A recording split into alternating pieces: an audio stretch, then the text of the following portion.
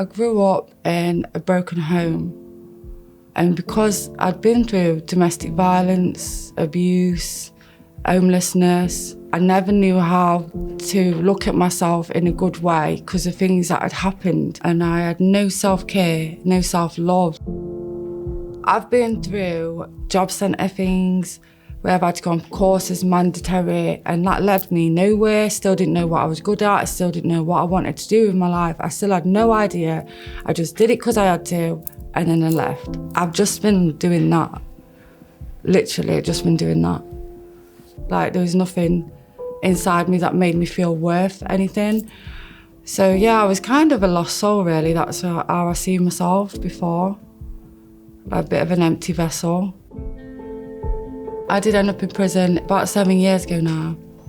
And yeah, it was scary, and I met people that have done some serious crimes that are really not nice people. I used my time wisely and had some epiphanies, spoke to myself a lot about what I need to be doing. It kind of was a blessing in disguise because it took me away from everything, and it started my journey of healing.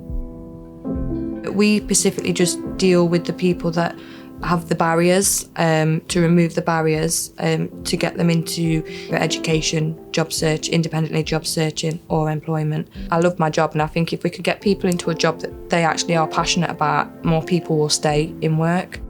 I've known Jenny since we was about 12, 13 when we went up to Queen Elizabeth School. She wasn't such a good pupil. She did get into trouble quite a lot. She was quite mouthy.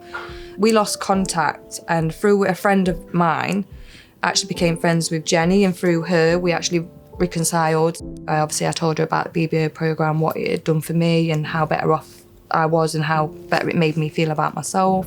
And she decided that she was going to go ahead and apply for that role with BBO.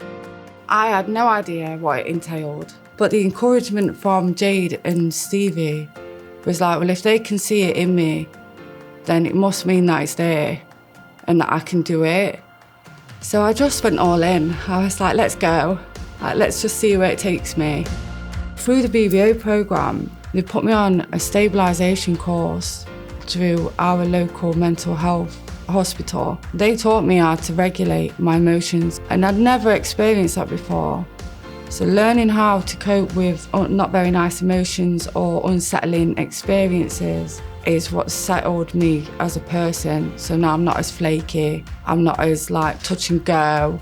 The fact that she's come to this programme and she's now an ambassador is amazing. So she's come a long way really from where she was to where she is now. She's very proactive. If you say to her, like, maybe we should tackle this place, she's there. You only have to say it, and she's down there, she's doing it, she's handing out leaflets, she's speaking to people. And I don't think we've had an ambassador as proactive as she is. I think it's absolutely fantastic that I can do it. And with my character as a person, I buzz off it. I really do buzz off it. I'm like, oh, got an email back, we're going to go here this day and do that day. Yeah, I really do buzz off it.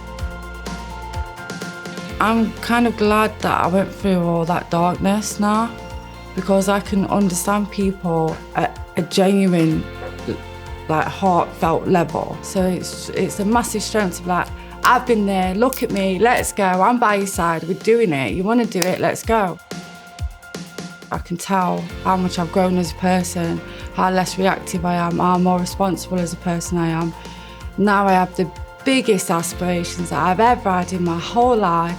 I'm not scared of anything. I'm like, let's go, let's see what happens. And that's due to pushing my anxiety, working in this job and having all the opportunities that I've had. The programme does work, and it proves it works.